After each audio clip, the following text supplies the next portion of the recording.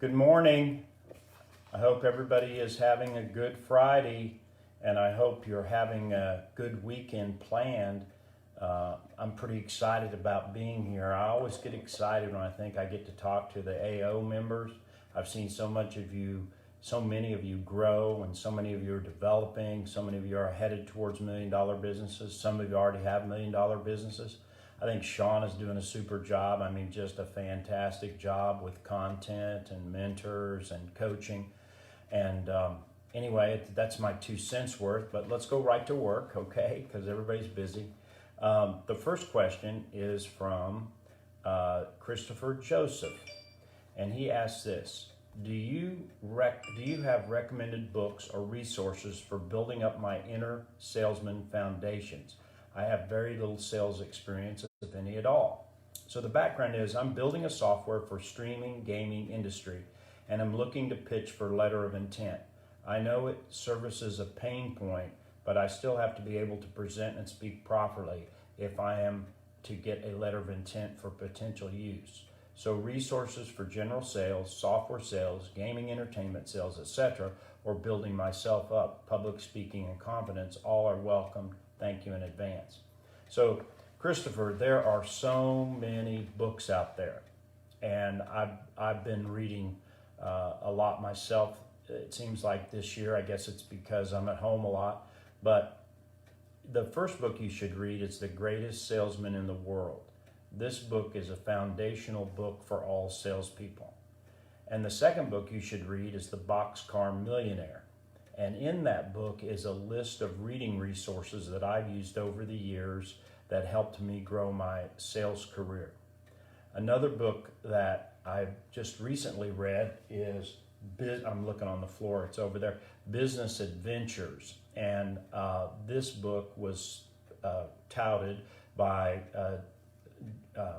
Bill Gates as the best business book that he had read.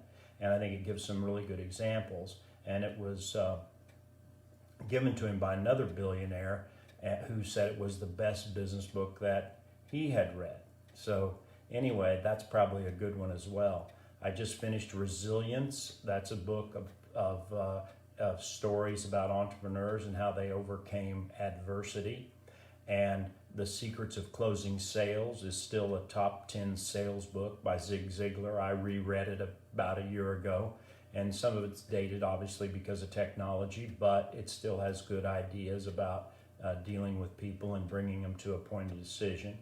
But if you really want to get good in sales, you should hire a sales coach, and you should walk through a sales system for your business.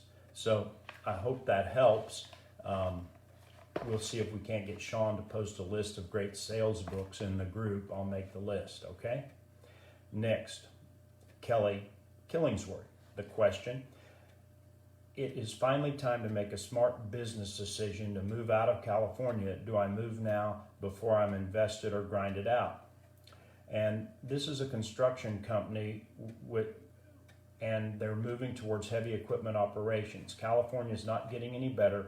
I feel it's going to get worse tax-wise and going to get difficult to maintain or even grow a business. And I feel I could possibly be more profitable in another state, say North Dakota. I don't want to buy expensive equipment to then make decent money only to give 54% of my earnings back to California. Business-wise, to grow into 7 figures. California doesn't seem safe to do so. Please, mentors, shed some guidance on this subject. Well, Shawn and I had dinner with a fireman from Reno a couple of weeks ago, and he said 11,000 people a month were moving from the Bay Area into Reno across the line. And I don't know anything about South Dakota, but I do know that these states charge no income tax and have a low cost of living. Alaska, Nevada, Texas, Tennessee, where we live, and Florida. And those states charge no income tax. So if you're trying to get to a lower tax place, those are good ideas. Then the next thing you should look at, since you're in the construction business, is where are projected growth going to go in those states. We know in Tennessee that we're growing rapidly. We know that the Dallas area of Texas is growing rapidly. We know there are areas in Florida that are growing rapidly. But anyway, I'd do the research on that. But if you ask me off the top of my head, would I move my construction business? I would. I definitely would, because you are the rest of your life going to be paying more and more taxes. California is horribly in debt, and the only way they can get out of debt is to tax their way out of it. So I think you're going to have to really consider that strongly. Okay? Next. This is from Michael Pliley, and he asks, how do you know how to hire next, a service manager or a salesperson? He goes on, we've taken a big hit this year. I need both positions, but I need more sales to keep a service manager busy. Where can I find a salesperson and make sure they are a good fit for my team and my needs? Could it be possible to find a person that could do both positions until they only fill the service position? So, Michael, first of all, I wouldn't hire somebody to do two jobs. It doesn't make sense. I've never seen a salesperson who is effective or as effective as they should be doing two jobs. They're either in sales or they're going to do customer service. And if you hire a service manager, would that give you more time as the owner to sell? If it would, perhaps that's a good solution. If not, if you feel more comfortable doing the service than doing the selling, then you should hire a salesperson. So, I don't know if you all saw that, but something just popped on my screen and I accepted it. Anyway, so let's talk a minute about hiring a salesperson, because that's the real question. First of all, you need to get a job profile. In other words, this is what the job is. This is the job description. This is my expectations, both in terms of activity and results. Then you need to get a salesperson or a service manager profile. What do you want in the person that you're going to hire? Education, personality, experience, those kind of things. And then once you have the profile and the job description, you can begin searching for that person, whether it's a salesperson or a service manager.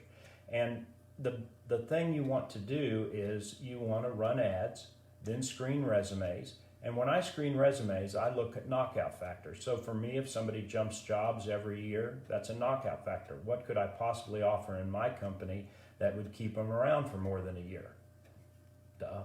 You know, I look for inconsistencies. I look for the neatness of the resume, especially if I'm looking for somebody to be detail-oriented. I look at those kind of things in determining, you know, whether I want to interview them or not. Then I do a phone screen, and I have a standard set of questions I ask. And then if they advance beyond the phone screen, I do an in-person meeting. I have another set of questions, and if possible, I have somebody else interview them to see if there's anything I miss. And then finally, we make the hiring decision or not. So I think if you get a process in place for hiring this person, it'll be a lot easier to make your decision, okay? So thanks for the question, Michael. Okay, this is from Alexander Lee, and the question he asks is, given only 2 hours per day, what are the most impactful things you would do each day over the next year to grow a brand new fitness training business? Now, everybody listen to this, because it's an interesting situation that Alexander is in. I'm a fitness trainer for golfers and looking to grow. I'm brand new to the industry and only have one client. I have a full-time job, one part-time job. I do this for personal growth. I'm building a house, manage properties, and have a family. I have so little time, but I'm determined to grow this golf fitness business. My wife tells me I need to give up some things. How do I maximize my 2 hours per day that I can spend on my golf fitness passion? My ultimate goal is to leave my full-time job. Okay? So Alexander, you should listen to your wife. Most people are not good at doing a lot of different things. Most people are good at doing one thing and one thing only. At the most, two things. I could understand if you had a 9-to-5 job, going to the job, and then after work, working on your dream. But working 9 to 5, managing properties, trying to spend time with your family, and do personal training is a little bit beyond reasonable, I think. And so my advice is to get rid of something. Now, how would I use 2 hours a day if that's all I had to build a business? I would use it on outreach. I would use it on phone calls to golfers. I would use it on emails to golfers. I would use it on phone calls to golf clubs. I would use it on emails to golf clubs, pro shops, all those kind of things. I would do outbound until I filled up my 2 hours a day with golfers who wanted me to train them. But if that's your goal, then that's your business, then it's going to take more than 2 hours a day of golf training to make a living or to become financially independent, to get to the finish line at 65 and be able to pay your own bills. So I think because you have limited your time, your plan is flawed, okay?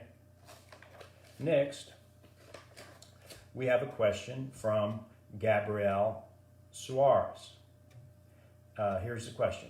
What are some ways for finding qualified leads for my sales funnel during these COVID times? I have a franchise company. We sell a business model for all natural wellness specialty stores. We are new with 7 locations, and traditionally we counted on franchising trade shows and expos to find qualified leads and sell franchises. I figured as our footprint grew, we would get more organic leads, interest from visiting another store, landing on our website, etc. With all trade shows canceled and franchising being a new industry, I'm still learning every day about we are struggling to track down candidates that we can pitch our franchise to. Also note, because we sell CBD oil, we cannot advertise on any social media, Google, or most traditional methods. Okay? So, Gabrielle, you're selling franchises. I understand that. And I coach a company that sells franchises called Zivel, Z-I-V-E-L. And we've been challenged during this time too, because we have health remedies, float tubs, cryo chambers, infrared sauna, etc. And so it's been challenging for us too. But what we found is that we have to get a good prospect list. And a prospect list can be developed in any number of ways. If you go on LinkedIn and you Google franchise consulting, you'll find a list of people on there that do franchise consulting. And then you can look at what their comments are and learn a lot. And also then you can go to their websites and learn a lot. But basically, these people are helping people like you sell your franchises. And of course, you pay them a commission for that, but you probably would pay a commission anyway. And then the other thing that I would do is I would find out the people that are interested in the franchise. So Entrepreneur Magazine is the #1 magazine for franchises in the United States. And if you're not online with Entrepreneur Magazine, I don't even know if they print anymore, I just get it online. You should, because it is full of information on franchises and the value of franchises. And I think reading what other franchises are doing and saying will also help you do that. But you've got to get a prospect list. And I frankly don't know how to tell you to get a prospect list for people that want to buy franchises, but there are people that are specialists out there who can help you with that. But you have to do the work. You have to go online and find those. And I might just say this too. I coach several members of AO, and it's always surprising to me that I go online and immediately find out something about their business that they didn't know. The internet, I don't know if you guys know about it, but the internet is full of information about your business. And all you have to do, there's this app called Google. All you have to do is Google it, and you'll be able to find that information, So anyway, it's just a tip. But most people don't do the work. They don't think I'm going to go online and find out everything I can about my business and about how other people are selling similar services, okay? The next question is from Joe Nugent. Hey, Joe. I'm looking to hire a part-time salesperson for my home inspection company, and I'm having a challenge with determining how to pay their commission. Not sure if I do a flat fee or a percentage of the sale to make it win-win. So I'm not sure what a part-time salesperson is. It seems to me they're either a full-time salesperson or they're not a salesperson. But if you're thinking you're going to hire a part-time salesperson and pay them hourly, I don't think you'll get a very good salesperson. I think you're going to have to pay a commission. And in fact, if you can show a salesperson that by working 60 hours a week, they can make a significant living from your business, then you should hire them full time. And you should structure the commission so that you make a profit, but at the same time, the salesperson is well paid too. So there's something in business called a CAC. It's the customer acquisition cost. How much does it cost to acquire a customer? So right now you have a CAC, you have a cost of acquisition of a customer. And you should look at that and then ask yourself, if somebody else brings me a customer, what would I be willing to pay? That would be your salesperson. And so I don't know the home inspection business. I don't know that business very well, but I think you would be interacting with realtors and you would be interacting with homeowners that just reach out to you through referral or through your website. And if that's the case, then you certainly put a salesperson to work calling on realtors and soliciting their business, and at the same time, other people that may need home inspections. Okay? So I hope that helps. Okay? Lindsay Grifka is the next questioner. She says, what are tips you use to negotiate?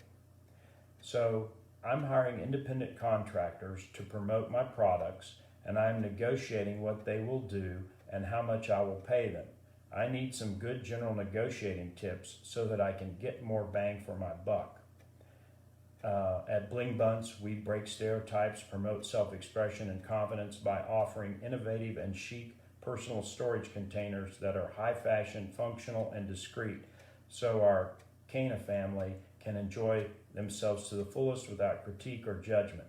Try our smell-resistant, airtight, child-proof, and reusable containers today. Okay? So, are you asking yourself, what does she sell? Because when I read that, I was. And so I think that she calls that her elevator pitch. We all need one. But remember this about an elevator pitch. It needs to be simple. It needs to be clear. It doesn't need to have a lot of adjectives in it. It just needs to be clear so that people understand what your business is. But assuming she's selling containers for storage that are airtight and childproof, then she's negotiating people to sell those containers. So here are some tips on negotiating, okay? First of all, know what you want to get. And if you're doing it on phone, which we all are now because of COVID, then I would have what I want from the person I'm negotiating with written on a piece of paper in front of me so that I don't lose sight of that. Also, I would know the maximum that I'm willing to give in the negotiation. So I would have pre-thought, this is where I want to end up at the worst. And if I have to end up worse than that, then I'm not going to engage with this particular independent contractor. And so if you lay the framework out in your mind before you start, you're going to negotiate better. Another tip on negotiating is that you don't bid against yourself. So in other words, you say, I'm going to pay you 10% commission. And the person you're negotiating with says, that's not enough. You don't say, how about 12? How about 15? You say, what were you thinking would be a fair commission? They give you a number, and then you decide if you can live with that number, or if you want to say, I can't live with that. However, I can live with 12%. Can we do business at 12%? But anyway, don't bid against yourself. Find out from the person you're negotiating with what they want and what their limits are. And the clearer the understanding for that, the closer you will be to getting a compromise that you both can live with. Okay? I hope that helps. Next, This is Alyssa. Hey, Alyssa, I sent you an email this morning. Tambasi, cool last name. If in face-to-face meetings for sales are not available right now, what other ways would you prospect in order to get in front of people to sell your services? Well, I have this business. We sell software to banks, and we have 12 people who go out face-to-face and sell software to banks. We have another dozen or so inside salespeople that are selling over the phone. And because we can't go out face-to-face, our field salespeople are all forced inside. And last month, with no face-to-face meetings, we had our best month of the year. So I found that interesting because what it says is that we can do business over the phone. We can do business in Zoom meetings. And so I don't think that being in person with somebody is determinant of whether you make the sale or not. Now, I understand your service has to be in person. And let me read that. I have a consulting business to prepare clients' life documents. My original plan was to market myself at HOA communities, assisted livings, and nursing homes due to COVID. I had to reevaluate that idea, so I did. I made tons of cold calls to many of those above mentioned places. I've had a lot of great feedback on the phone, but in the beginning it seems people never quite understand what my business entails. Many of them love my idea, and if they couldn't meet with me, they told me to mail the information. I did just that. I follow up with them and nothing. The other ones I actually did meet with in person, and they all said they would spread my info around their communities. The other communities, I've left voicemails, and I never get a response after the meeting.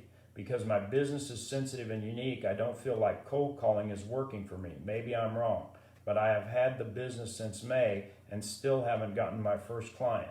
I also feel that if I walk into places to market myself right now, I will get denied due to the virus.